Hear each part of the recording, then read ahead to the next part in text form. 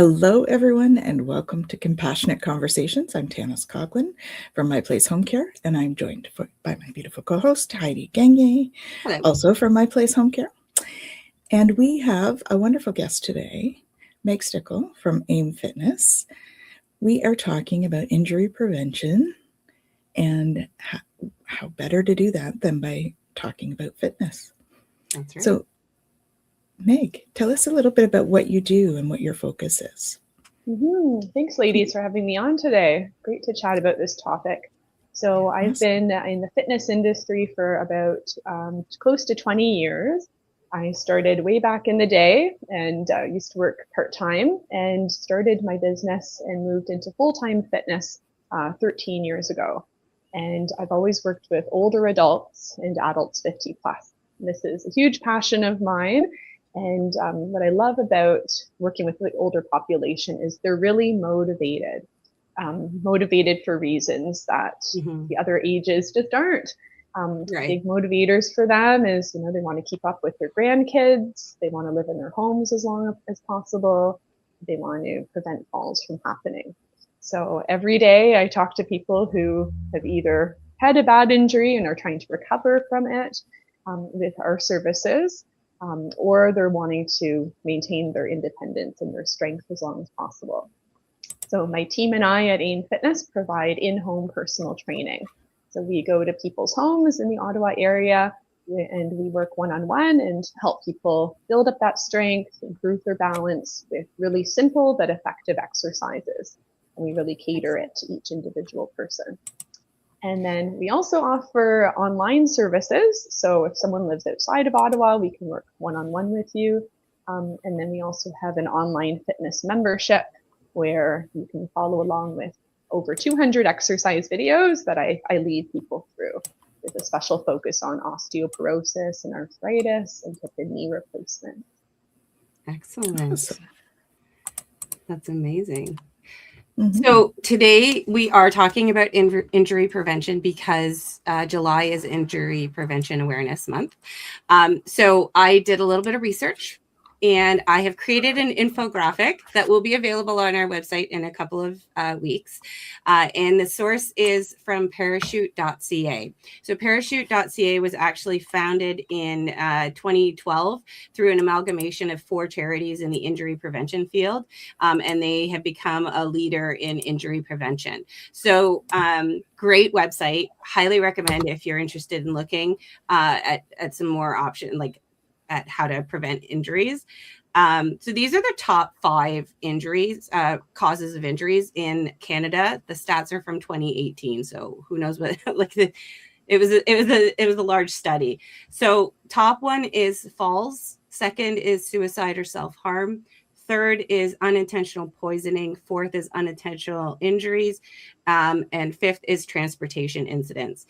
The other remaining causes are things like violence, drowning, undetermined intent or other, fire or burns, and sports equipment. I think when they mean sports equipment, they're talking about injury of like a basketball net falling on somebody or that sort of thing.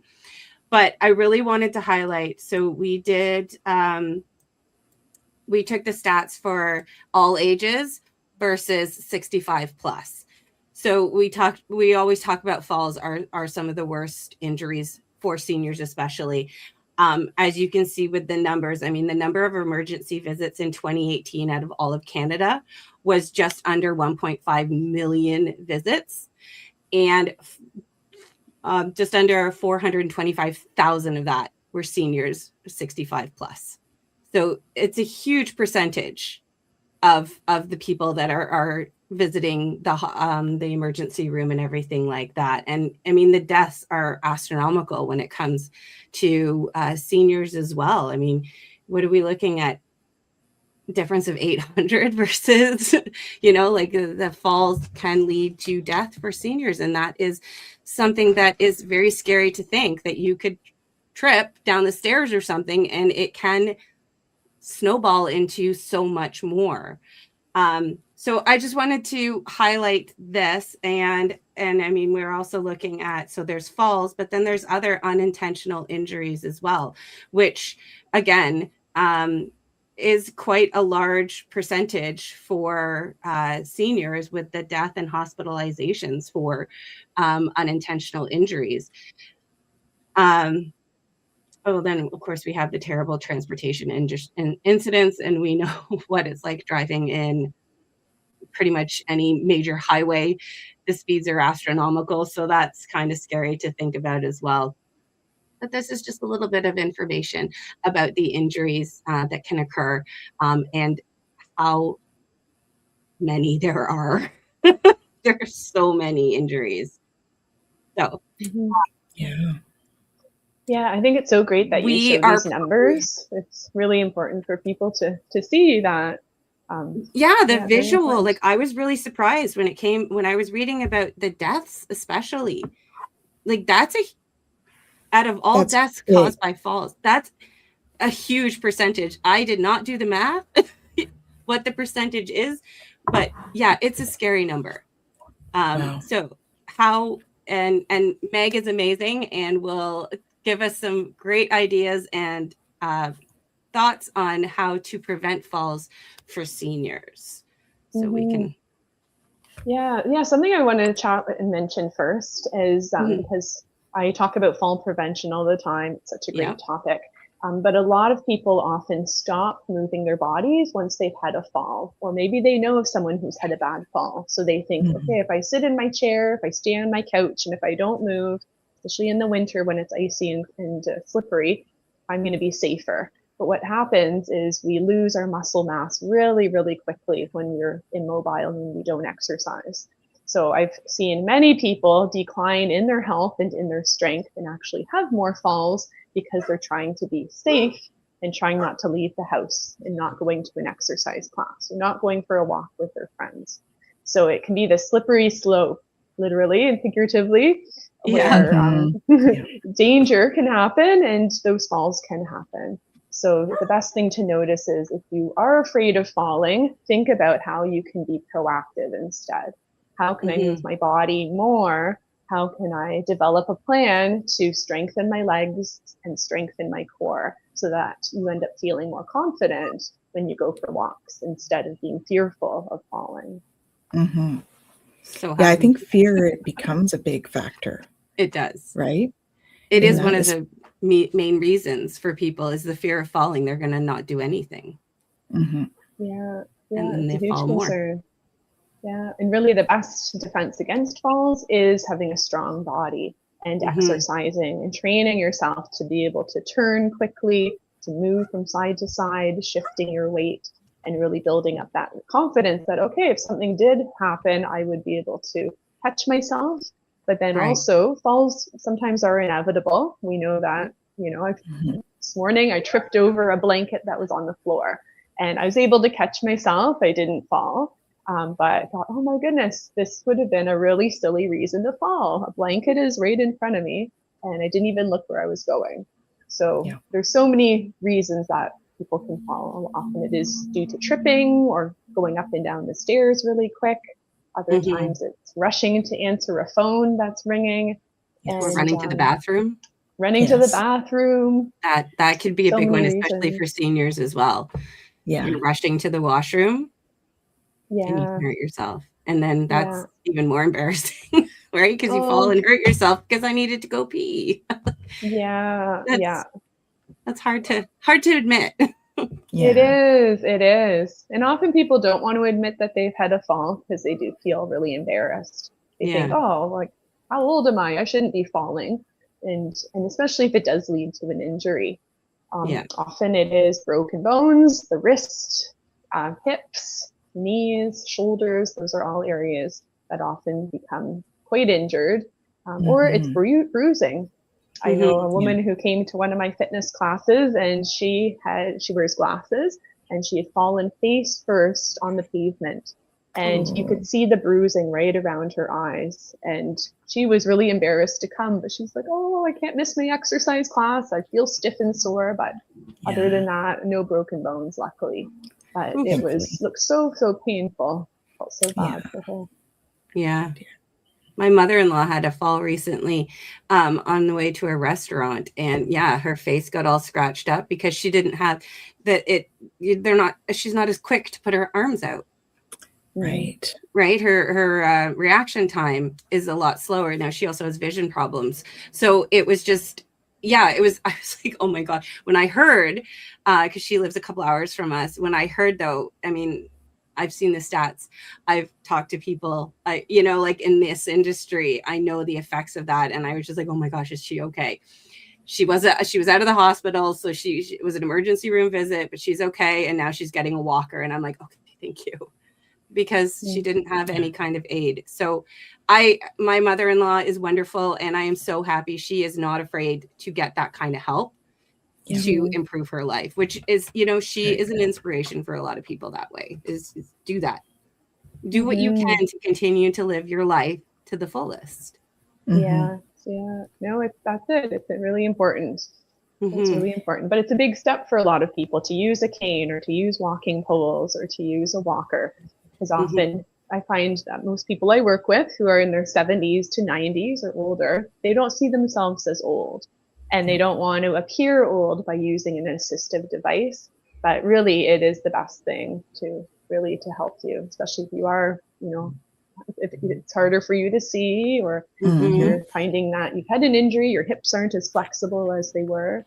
So we want to think about preventing falls from happening. That's right. And those aids will help prevent, and they'll help you again be independent. Like one of my best friends, my age, 48, and she's using a cane right now because of an injury, but it allows her to continue to live her life. So I give her snaps. Yes, I do tease her because she is a few months older than me. So I do tease her, but that's our relationship. Yes. Yeah. Oh, good for her. Oh, that's important. Yeah, it is. Well, and I think it's important to remember that those things are not just related to those of a certain age, right? There's many people who have had different things happen in their lives that all use assistive devices. Yeah. It's more about helping us to live our fullest, not as a sign of aging necessarily, right? Yeah, that's right. Yeah. Another topic to go a little bit off of what we're discussing is I do find a lot of people also tend to injure themselves by doing too much, by overdoing it. And I know people listening will be saying, oh yeah, that's me. Yeah. So a big injury risk is doing too much all at once, especially when people are motivated to get something done. So this might happen when you're decluttering your house, organizing. Right now, this time of year, it's gardening for hours, cleaning out the garage, or even if you're going on a holiday, walking further than you are used to. Right. And the problem is that we feel really good in the moment. We don't feel stiff. We don't feel sore. But it's later on that day or the next morning that we feel sore, stiff, exhausted, or in pain. So it's almost like you need to remind yourself that, okay, I can't do too much because if I do, I'm going to pay for this later. And we usually don't think that way. So I encourage people to think about breaking big jobs into smaller chunks. And one way you can do this is by setting a timer. So if you are heading out to the garden, don't just head there, but do a few stretches first to really stretch your back, do some twists. You can look up and down to stretch your neck, bend over, touch your toes 10 times. And that will warm up the muscles that are supporting you, especially if you're leaning over for so long. But then set a timer, have your water bottle beside you, take some water breaks, stand up and stretch. Go for a walk, maybe from the front of the house to the back of the house, just to get your legs moving again. And we don't always think about this. And I think this is why so many injuries occur, because we get really focused on what we're doing. Yeah. I have this task. I need to get this garage cleaned out by the end of this weekend. So we don't always think about what can happen if we don't pause, if we don't take a break. I think the opposite is true too, to take a break to walk if you've been sitting for a long period, right? Absolutely. Yeah. So the opposite is true. I think there's different times in our lives and different types of people, depending what's going on. But we do spend a lot of time sitting. The majority of us do. A lot of people work from home. If you're retired, a lot of hobbies involve sitting, watching TV, we're on our devices. And back pain and stiffness don't always come from doing too much, but just from not moving our bodies, not stretching our backs. So the best thing to do is to get up. Try standing up every 30 to 60 seconds. And again, this is not natural because often when we're sitting, we're working on a project, we just want to stay and we want to get it done. Oh, yeah. So even moving, very simply, doing some shoulder circles if you're hunched over for a while, moving things in the other direction can really be helpful. Another one I really like are some posture squeezes. So reach your arms right in front and then bend your elbows and squeeze your shoulder blades back together. And this again reminds you to sit a little bit straighter, and physically moving your body will reduce that stiffness because we tend to get stuck when we're in one position for too long. So yeah, now I'm going to do that. Yeah. And I know I've heard some people will set a timer, for so long. If they tend to be like that, they'll set a timer, for an hour or 45 minutes or something, so that they make sure that they get up and walk, like you said, to the other end of the house and back, or the other side of the house, and then come back.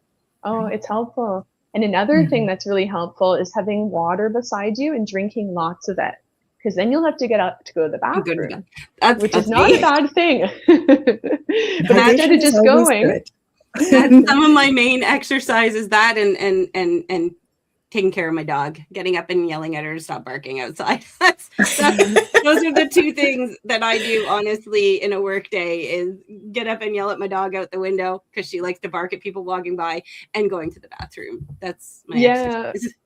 But it works. Your chair, so it's good. It does. It gets you up. Yeah, it gets you up. You can feel it. When you like, there's sometimes where I'm doing an intense project and I'm like paying attention to something, and 2 hours can go by and I don't even notice it. And I've been sitting there like this, staring at my screens, and I'm like, okay, this isn't good, but it's really easy to get focused into that. And you're right, having a drink beside you all the time. Nature calls. Nature calls. Yes. Yeah. I read a book recently called Atomic Habits, and what they talk about is habit stacking. And I love this concept. So Heidi, we can use you as an example. Please do. So every time your dog barks, you can stand up, go yell at the dog, and then instead of sitting down right away, do 10 squats and do 10 heel raises, and then reach up over your head and do some reaches up and down, and do that 10 times. So that the dog barking and getting up to silence the dog is your trigger. And then your new habit is doing those 3 really simple exercises. Well, that will get the blood flowing, that will energize you, that will help to get rid of some stiffness. I'm writing that down. Yes, yeah. And this can be relevant for anyone, So maybe it is, like people relate to, I need to go to the bathroom all day, every day. So again, choose some 3 exercises to do right after you go to the bathroom before you sit back down. So it can be really simple. It doesn't have to be, I have to do my hour workout now. No, just moving your body, shifting positions. If you are standing, I know some people have the opposite problem. They're standing all day. So take a break and sit, but do some stretches. Stretch out your legs, do some heel raises, some ankle circles, and just think about switching positions, but also tying it to a habit, something you're already doing. That makes really good sense. It does. I have it on my Post-it note, so it's going on my computer. So I will think of that now. Awesome. It's nice that my dog barks a lot, so I need to tell her to be quiet. Just watch this week. She's quiet. She doesn't say anything. I know. I need these sit strengths too, because if I'm going to trip over anything in my house, it's going to be my dog. So she likes to cling to my legs a lot. So I will need to be a little more spry. I do all those in my kickboxing class, but that's only once a week. So there you go. Yeah. Oh, that's great. And then something you've just done is also a good way as a reminder is having those Post-it notes and putting them, on your mirror, I know people who write themselves little reminders and put it right on their door. So when they leave the house, they're reminded, stand up straighter, work on your posture, remember to breathe. Just simple little reminders that help. But something I do find is if you keep that Post-it note up for a month, you won't see it anymore. It'll just blend in. Yes. So it is good to switch it up. So, keep it there for 2 weeks. And then once that becomes a habit, remove it and maybe add a different one in a different location. Right. It's true. I have a friend who writes things on her mirror in the bathroom, in the main bathroom, like the one they would use all the time, the powder. Like a dry erase marker kind of thing? Yeah. And then when she cleans the bathroom, she cleans it off and puts a new one. Right? So that it's changing it up, but there's something there all the time. Oh, that's great. That's a good idea too. There's some stacking for you, right? Habit of cleaning the bathroom and redoing do some exercises while you're writing it, because you know your arm. So oh, that's awesome. Well, and Meg, you joined us on our third podcast, I think we did back in 2024 in November.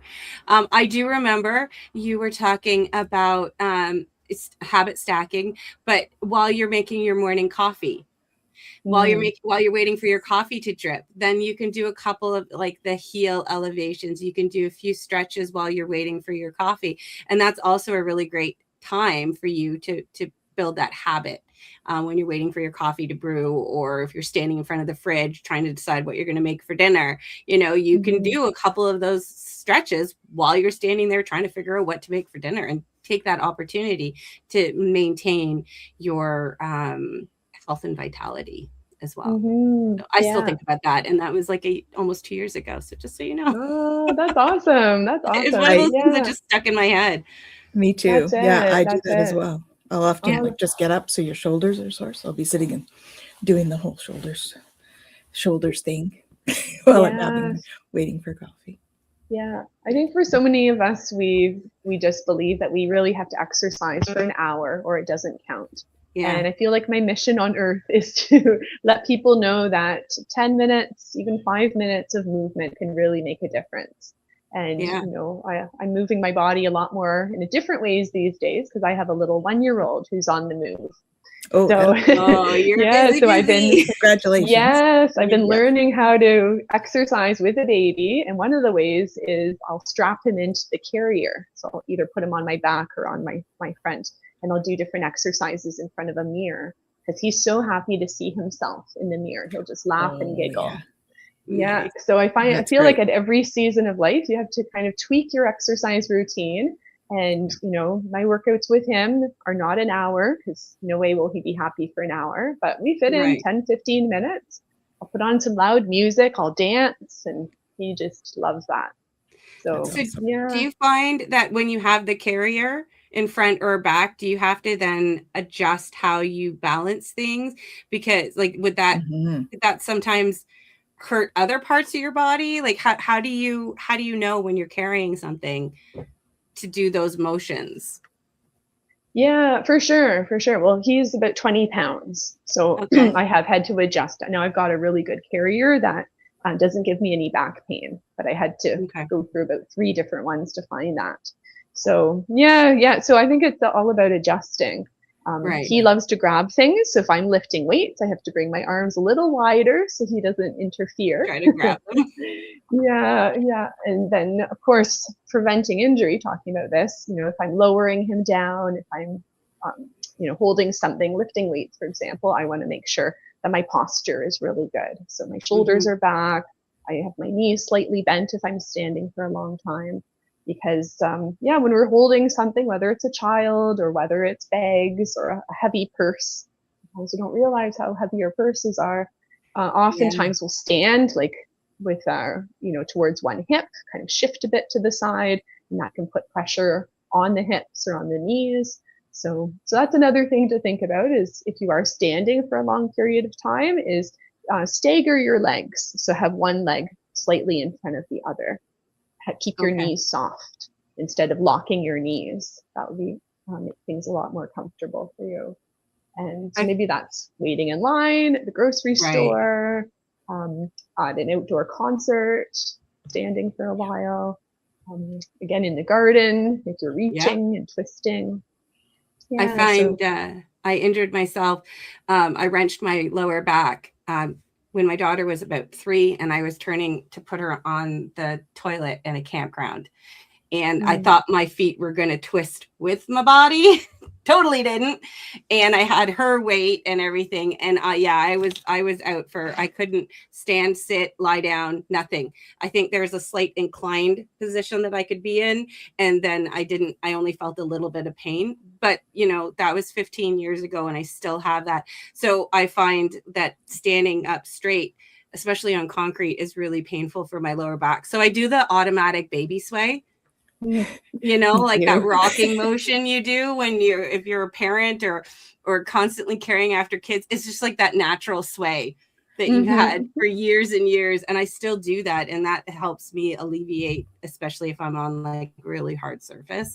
But I do like the idea. I'm going to try with the staggered feet, slightly bent knees, and then, standing with a good posture. That would also help. And then I don't get people staring at me going, why are you swaying? I'm like, I release my back. Like, I don't know what else to say. I do it automatically and don't even know. Yeah. Most of the time. I've done it. So yeah. And most people are like, you okay? And I'm like, yeah. Oh, my back is sore. I'm just fixing it. It's fine. It's fine. Yeah. I find if I sway holding my baby, and people sway around me too without even realizing it. They all join in. Yeah. That's that herd mentality, I think. That's right. You can tell those that have been parents that have had the midnight swaying, trying to get their kids to sleep or something like that. Yeah. Mine's 27 and I still do it. So. Ingrained. It is. But Heidi, what you say is true. Like, there's so many injuries happen because we're lifting, we're twisting, we're putting things down in an unnatural way. And the biggest one that I've heard of many injuries happening from is when people go grocery shopping and they want to put as many groceries in one bag or in just 2 bags so they can carry it into the house. But the first issue happens when they have this full grocery bag and they reach into the cart. So they're bending their back, which is not a great thing to do, really like rounding and then lifting. And then they will then lower it into their trunk. And then when they get home, again, they'll round their back to pull that bag out. So the best thing to do instead of rounding your back and picking up and twisting is you want to move your feet with you in the direction that you're going. So, and also keep heavy items close to your body. So instead of having them hanging from your hands, try to maybe hold that bag a little closer and then turn your body once you have it in your arms instead of doing that twist. Because that's a lot, like, maybe 20 pounds, depending what you're buying. It could be even heavier than that. And we're not doing that movement. That's not a natural movement for us, especially if our back is pretty weak, our core is pretty weak. So try not to carry everything at once, divide things up into more bags. It's okay to go back and forth. I had an injury once when I was quite young, actually. I was working as a home support worker and I carried groceries that were far too heavy and I had to walk for a couple of blocks with them. And I pulled all the rotator cuffs, both sides, and was off work. So it's, and that's, I was young. I was not as aware and thought, when you're young, you think you're invincible. You can do anything, which is kind of good, but not with your body. As long as you stretch it out. Yeah, exactly. Yeah. And I think a lot of people are able just to bounce back from injury when you're younger. So then when you get older, you don't really think about it. Well, I used to be able to do this when I was young. So for example, one of this lovely gentleman who comes to one of my presentations I do with a seniors resident, one day came to my event and he was covered in bruises and he was covered in Band-Aids. And he said, Meg, tell your clients, tell the people that they should not do what I did. And I said, what did you do?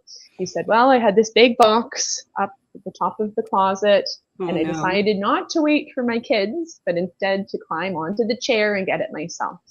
And he didn't realize how heavy this box was.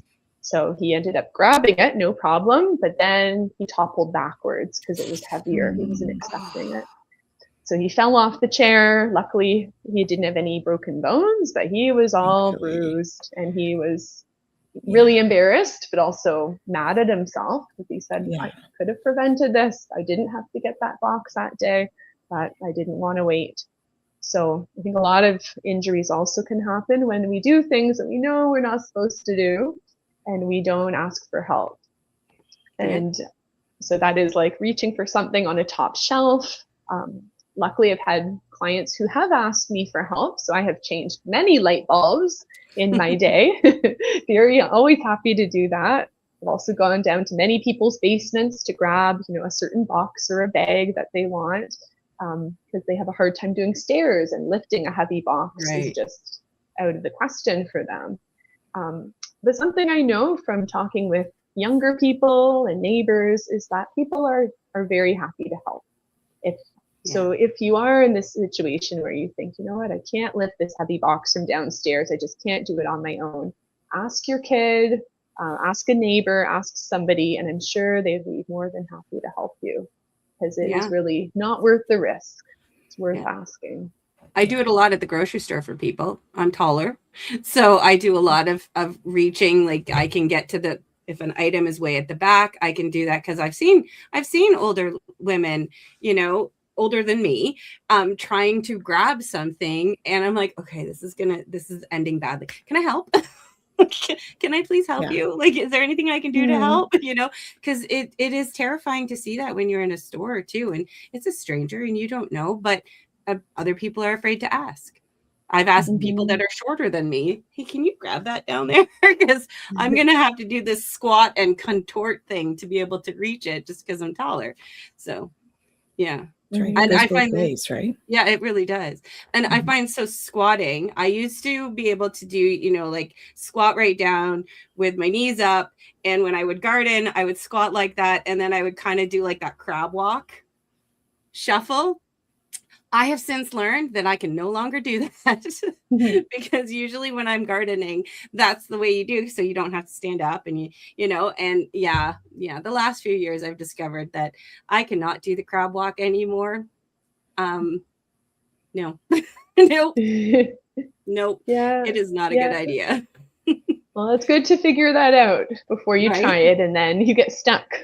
That's right. Exactly. Yeah, you don't want your hip to pop or anything like that. And yeah, it's funny though, gardening is, you wouldn't think that it's that difficult, I'll sit on my knees, it'll be fine. But it's that length of time that you're sitting like that, that you don't normally sit, that just causes so much pain. And yes, it is the next day and sometimes the day after. Yes. Yeah. Just yesterday, I chatted with a woman who's in her late 80s. So with it, and lives in her own home, and she has this beautiful garden.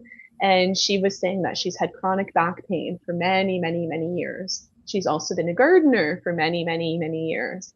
And I asked her, I said, do you ever do any stretches before you go to the garden? And she looked at me like I was crazy. She had never thought about stretching her back, circling her shoulders back, touching her toes, doing anything before going out to the garden. She said, no, I just go. Why would I do that? And I really believe that will be part of her recovery, and it will help to improve her back strength, is to stretch her body before she just goes. Because she said she spends about 2 hours at a time. Oh my goodness, 2 hours is a long time to be in the same position. But that's what she's always done. So I think a lot of people don't think that we do need to warm up before we do an activity. We think, well, if I go to the gym, yes, it makes sense, I need to do a warm up. But we don't think about it translating into the other activities like gardening, pickleball, tennis, working on the house. We don't think about that too. But if you think about just sitting still and then all of a sudden exerting all of this force and doing constant movements over and over, our muscles aren't prepared for that. We really do need to ease into a warm up first. So I really hope she takes my advice and does some warm ups before going to the garden next time. Well, and you're mentioning doing things around the house, even like vacuuming can be an injury thing. It's repetitive motion, as well as vacuums can be heavy. Yeah. So, you know, even dragging motion with the vacuum can be quite hard on the back. Mm-hmm. So probably stretching before doing that kind of thing as well. Because you're also in an awkward angle too, depending on how long your vacuum hose thing is, you know, like that could be an odd angle. I know when I vacuum, I have a central vac, so it's just the big hose that I have to deal with, but I'm tall. So if I don't set the telescopic handle thing at a certain height, I am at the worst possible angle to vacuum. And so like, and you got to think about it. I've had times where I'm done. I'm like, oh, my back hurts. What did I do? I vacuumed, you know? So, but I do remember when we were renovating our house and we were doing it like every night, every weekend, I did start stretching because I was still sore from the day before, but then I started stretching, and it definitely helped, because then your muscles are warm and you're ready to go.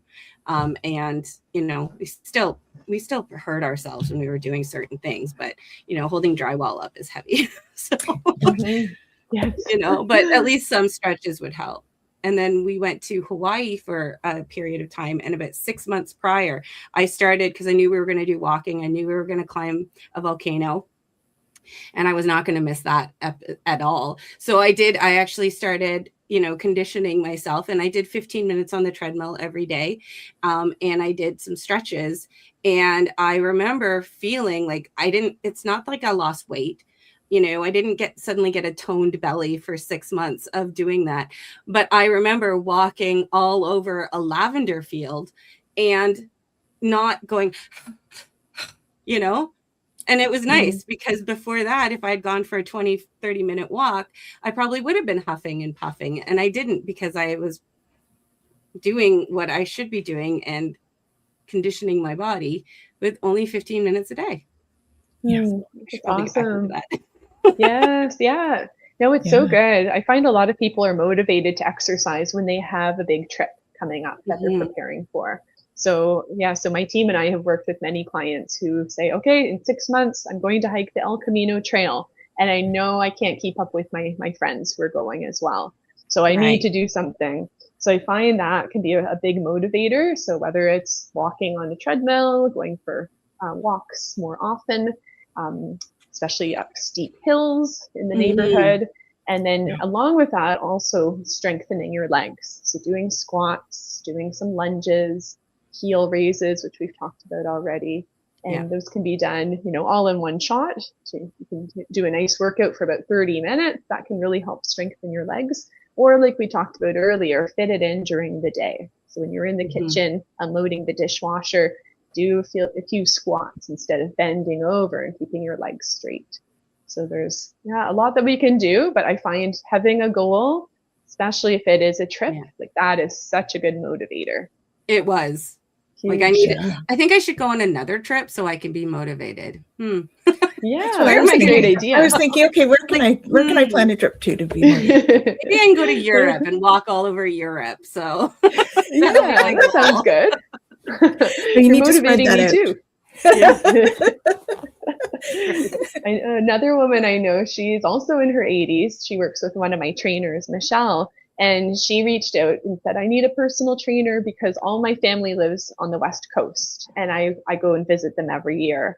And this year, I'm a little worried about doing the airports alone and pulling my bags, and just the airports are huge, right? Like it requires so much walking. And I often think about, you know, if you do have any mobility issues, that's very daunting to do, especially if you're traveling alone.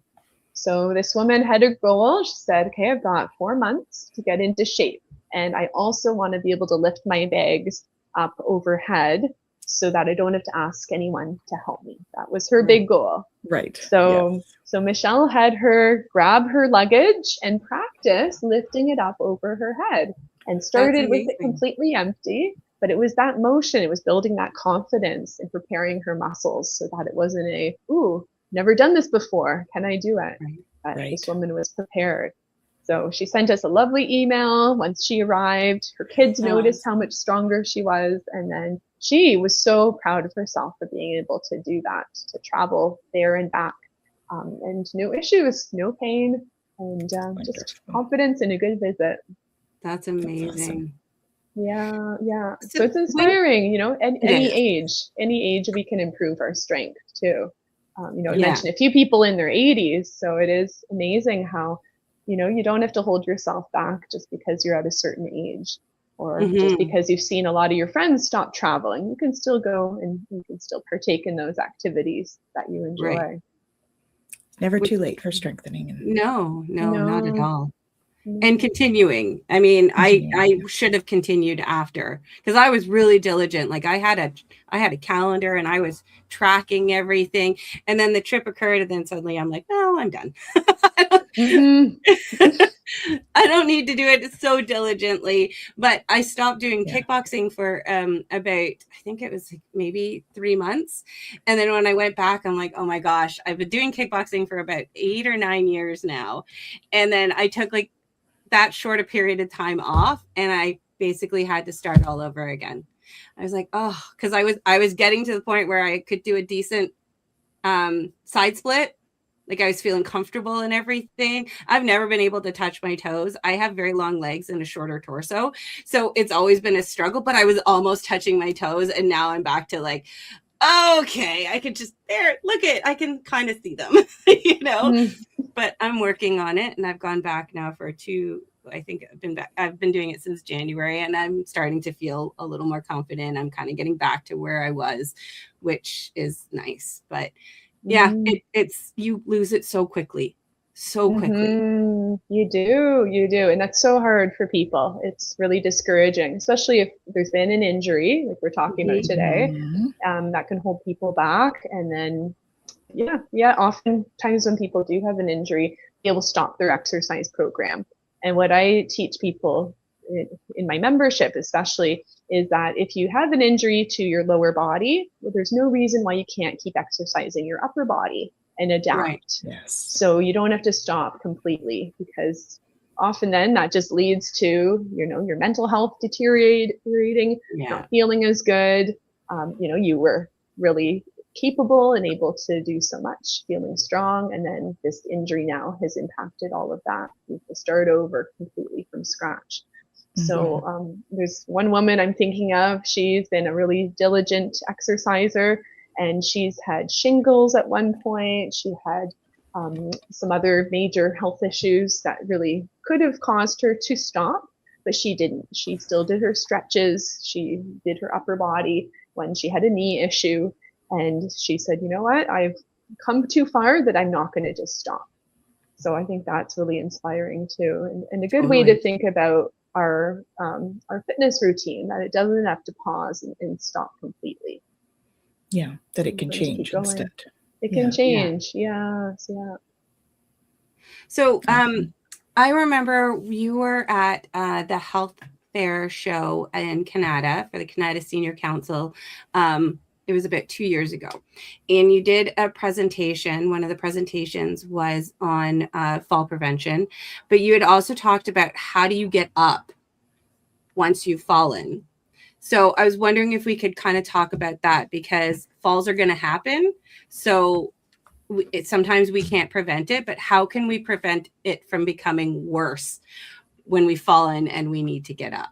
So what are the steps to getting up from a fall? Yes. Yeah, absolutely. So the first thing you want to do is you want to make sure you haven't had any major injuries. So if you have had, and people will know, if your shoulder is throbbing, if your hip is really crying out to you, the best thing to do is get yourself into a safe position. If there's anyone around, like if you fall outside, call for help, but don't let them move you. Call 911, get someone, get the professionals to help get you off the floor. Because I have heard of issues where someone did break their leg, and then people were just rushing to get them up off the ground, and then the injury was then worse because of them rushing. And then another thing is, if someone does fall, you don't want to stand up too quickly if you don't have any injuries, because standing up too quickly could lead to you feeling dizzy and falling and maybe injuring yourself further.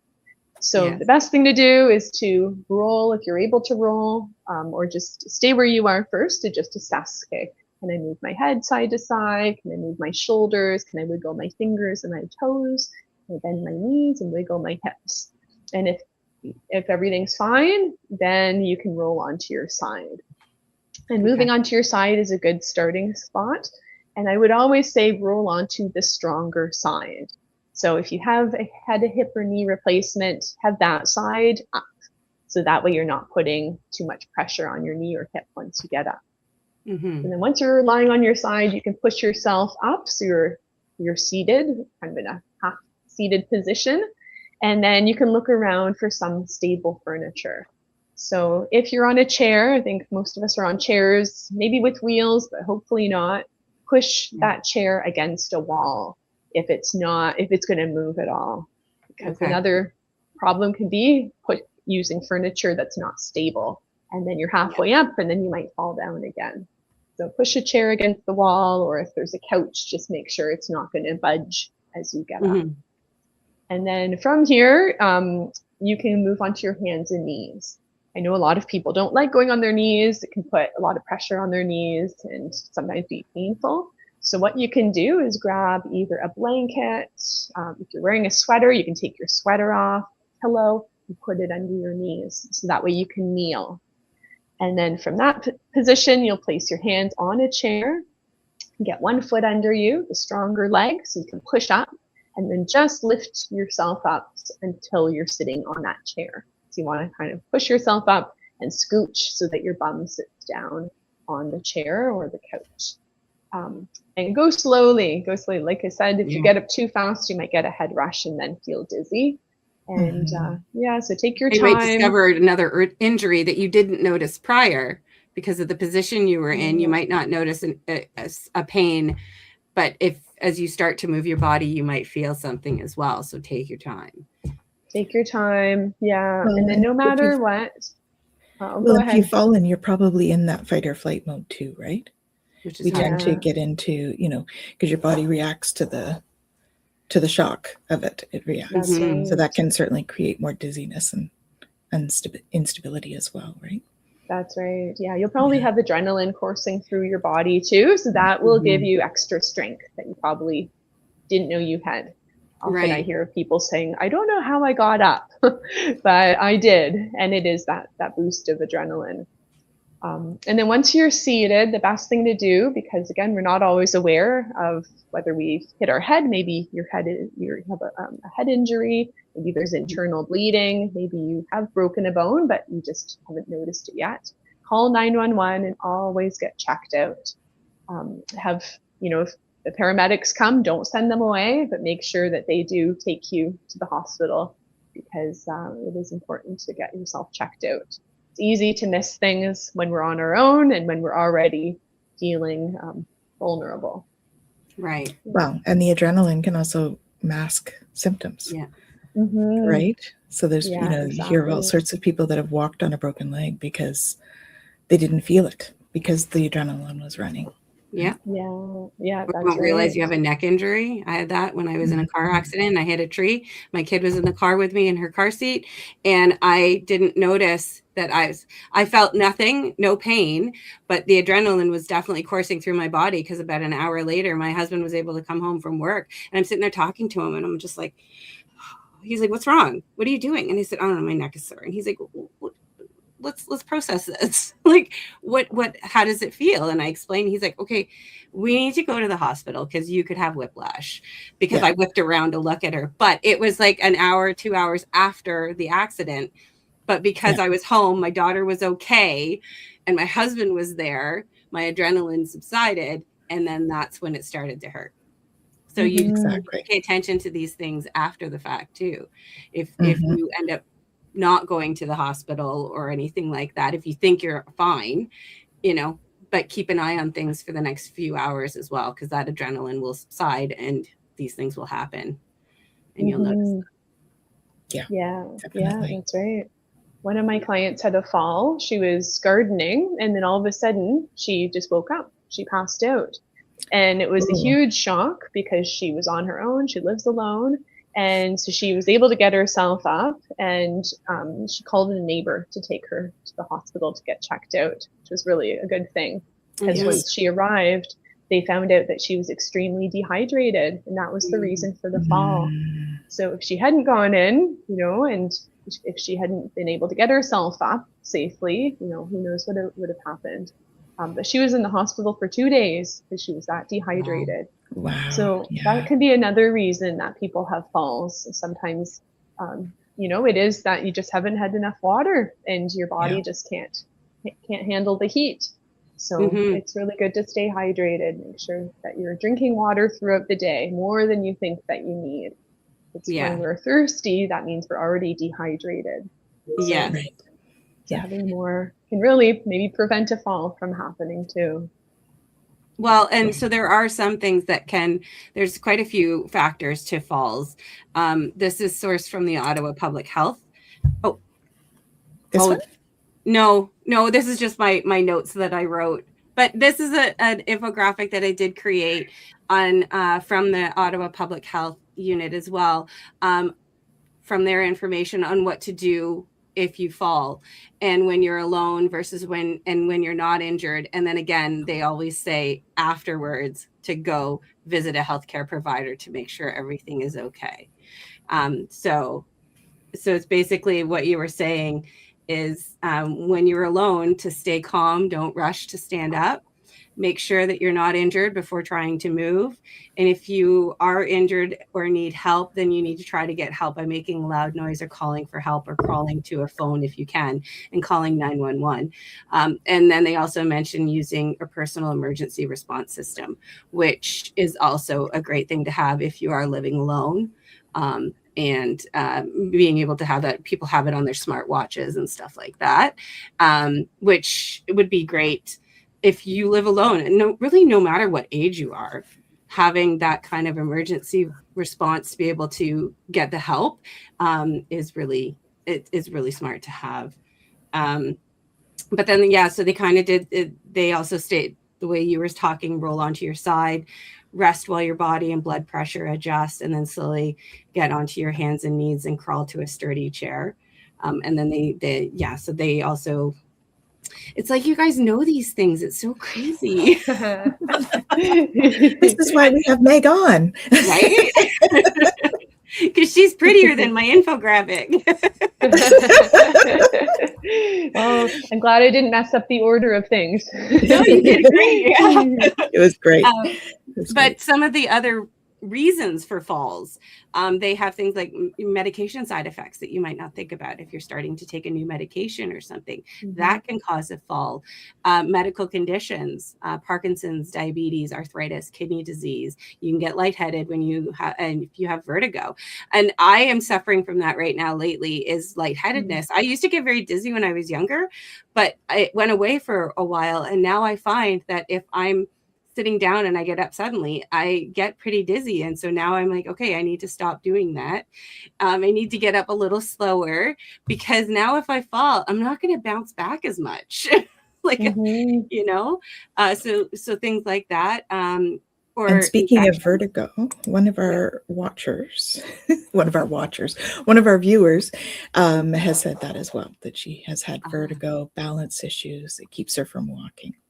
She's also had ABI as well, and a acute brain injury. So thank you for sharing, Nalani. Welcome. Some other things cause is vision problems and footwear or foot problems. So these things you don't always think about, but your footwear can cause problems even when you're not wearing high heels, right? I mean, you think when you're on high heels, falling is possible, but you can fall with all sorts of kind of footwear. And then one we touched on earlier, which was the fear of falling can actually increase the likelihood of falling, which we talked a lot about at the beginning of the podcast. And that fear can be very debilitating for people. Well, and blood pressure issues. That would be under your illnesses there, but if your blood pressure drops suddenly, often it's dehydration, right? It could be other things as well, but if your blood pressure drops, that tends to give you that vertigo feeling. Yeah, a good place to go if you have started a new medication, or if you find that you are a little more dizzy, is go to a pharmacist. They're so good at looking to see what's interacting, and they might suggest taking a medication in the evening instead of the morning. Or they may say, oh, no, you don't need to be on this dose. This is too high. This is leading to that. Because there are a lot of side effects from medication. And often the top one is drowsiness or dizziness. So then they're right there. If you already have some vision problems, if you already have some pain in your knee, you may be more likely to fall. And those are all risk factors for a fall. So so talk to your pharmacist. Easier to talk to them than a doctor these days. And if you go to the same pharmacist, they'll know your history of the medications that you've been taking, which will be able to help as well, because there could be something that might interact and maybe the doctor wasn't fully aware, or, like just having that extra person to talk to that has that knowledge and experience is also really great. We spoke to a pharmacist for one of our podcasts and talked about how important it is, that relationship with your pharmacist is. And again, for reasons like this, calling them and saying, I'm curious, this is what I'm feeling, and you've already established a connection with them is valuable. And that's where sometimes those independent pharmacies can be helpful because they're smaller. And so you can get to know your pharmacist on a more personal basis, So something to think about. It makes me think too. Sorry. No, I'm just going to add on to that, because it makes me think that, we really do need to be advocates for ourselves. We need to say, you know what, I'm not feeling 100%. Let me get some tests, or let me talk to a professional. And, my team of personal trainers, we hear a lot from people who say, you know what, I've been trying to exercise on my own and I just am worried that I'm going to make my back injury worse. So it is so worth reaching out to talk to a health professional and, getting a second opinion if you think something's not quite right. But we do really need to push for those appointments, because no one else is going to care about your health as much as you.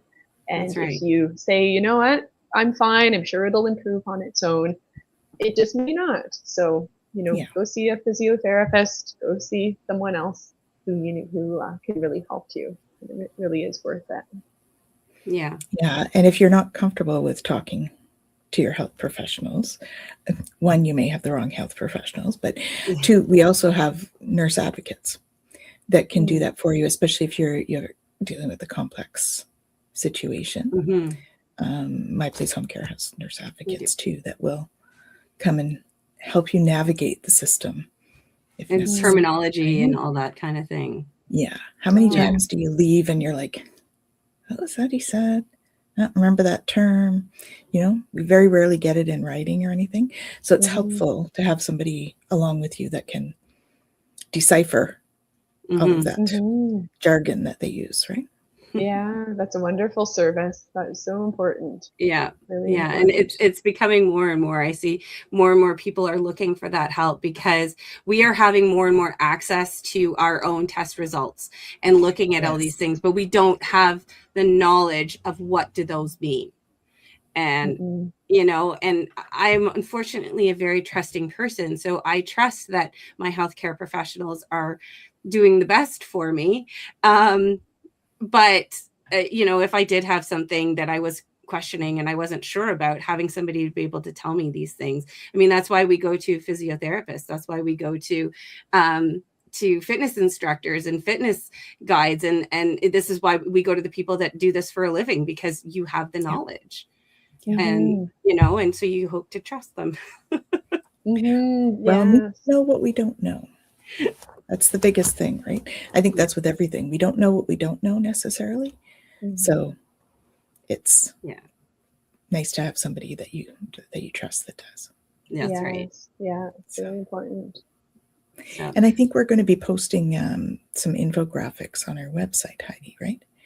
In the coming times, because we're... Yes. So I'm going to be posting the top 5 and the what do you do if you fall. And then the other one I'm going to be posting, or we do already have on our website, which ties into fall prevention for sure at home, is a home safety checklist. So this is our checklist. And it honestly starts from the entrance of your, like from the beginning of your property all the way through. So looking for proper lighting, making sure walkways and steps are in good repair. And if you're renting, talk to your landlord. My best friend from high school sent me a picture of her face because she fell down steps, the concrete steps in her apartment complex. And I'm like, are you going to go talk to the property manager? She's like, well, no, I wasn't really thinking about it. I'm like, you need to. Are there seniors that live in this space? She's like, yeah. And I'm like, okay, those steps are terrible. They're wonky. There's no handrail. And it was 4 steps and there's no handrail. I'm like, you need to go talk to your property manager because that is not safe. And whether there's a side ramp as well, these are here too. They need to be in good repair and they need to have handrails. So yeah, you need to talk to your property manager, but being aware of that. So this home safety checklist will help as well. We talk about, are your smoke detectors working? Is your hall and stairway free of debris and clutter? And that's a big one, especially if you have kids and everything. They're always leaving their stuff around and you're like, oh, I'm going to put their shoes here and they can go up to their room. I know I used to do it, put it on the side of the stairs and you'd always walk up. Looking at things like electrical cords and are they secure and are they off the ground? The stability of the furniture that you have that you might use as balancing in case you stumble, but is your furniture safe? Can you do that? And so this is a great one. This is available on our website, and it really just helps you to kind of notice these things that you might not think about. Like, is your phone easy to find? I mean, for those that still have a landline, or, do you always keep your cell phone in a certain spot? And, where are they? Where is it? Can you find it?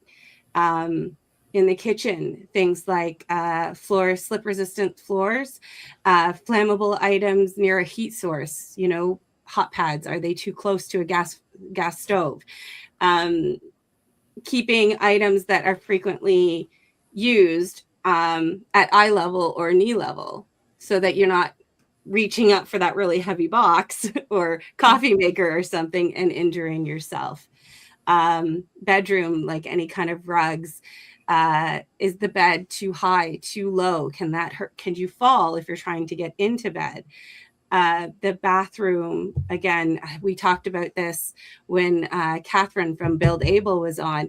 Can you safely get into the bathtub without falling? Does the bath mat, do you have a bath mat? Do you have a mat in the tub? Is it proper grip? Is your water temperature set at a decent level so it's not too high? So this has quite a bit of information and a way for you to, kind of look at your house and go, oh, oof. Like when I was making this and getting all the information, I'm like, ooh, I should probably take that out of my bathroom, because it just makes you aware of these things.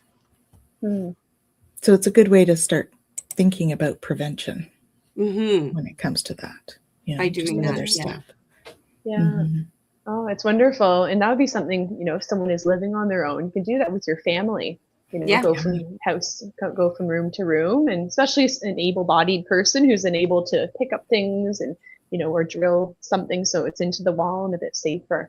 But it's huge. Well, it's prevention. Furniture, shelving units, TV units that aren't secured to the wall, huge cause of injury, especially if you have little kids around that are trying to climb things and pull things down. Cords from blinds, very dangerous as well to have those up and out of the way, tied up.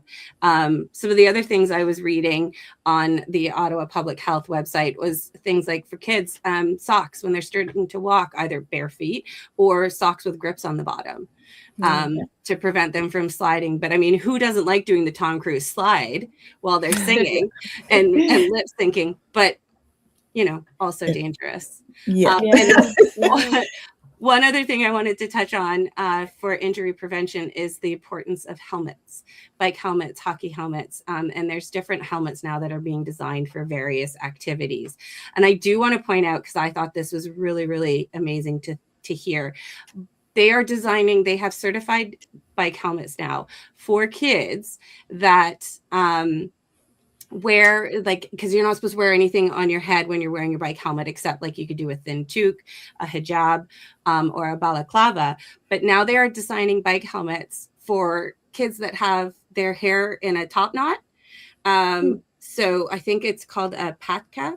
And so some face require you to not cut your hair, but they are designing helmets now. So for those kids, they can actually wear a helmet and be safe and prevent other like head injuries and everything, which I just think is amazing. It's inclusive.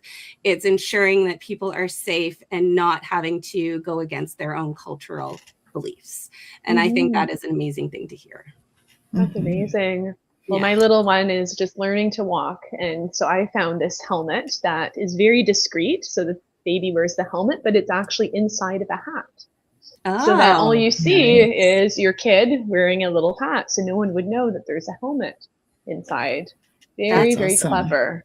Yeah. That's amazing. Because you just don't, like, they're not far from the ground, but they could hit their heads pretty hard and cause a concussion, and their little brains are still quite soft and delicate, and you know. And then there's lots of falling in the beginning. Corners too. Corners of tables. I don't know how many times I will stand with my hands around corners when there's kids around. Even when, like, my 9-year-old grandson, I'm like, I'm just gonna put my hand on the corner here while you run around playing with the dog, because injury prevention. But I think of a lot of injury preventions because I think about everything that could possibly happen. So, so sometimes anxiety is helpful. In this case, yes. Definitely. Yeah.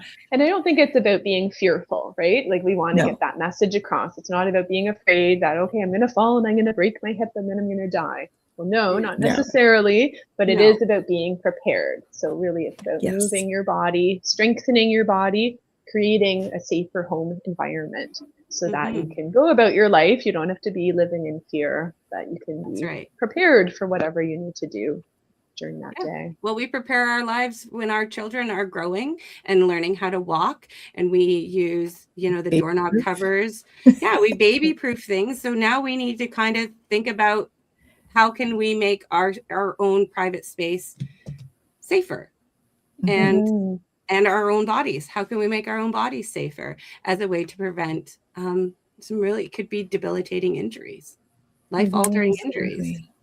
Yeah, no, it's worth it. Really worth the time. It really is. Absolutely. Yeah. Well, ladies, I can't believe it, but it's been over an hour. It's been such a great conversation with so much information. And I thank you so much for joining us, Meg, for adding all of your beautiful expertise. So reach out to Meg. Her information's below if you're looking for, you know, help in any of those areas. She's got a great team that's willing to step in and help you out. And reach out to My Place Home Care if you're looking for advocacy or home care. We have lots of amazing workers that are willing to come and work with all of you. So thank you all for joining us today, and hope to see you back real soon. Any final thoughts, Meg? Well, I want to leave everyone with this quote: is injury prevention starts before there's a problem, with small habits, safer movement, and listening to your body. Beautiful. Thank you so much. Thanks for having me on today, ladies. This has been lots of fun. It's been an honor. It's awesome having you. Thank you all, and we'll see you all soon. Bye now. Bye.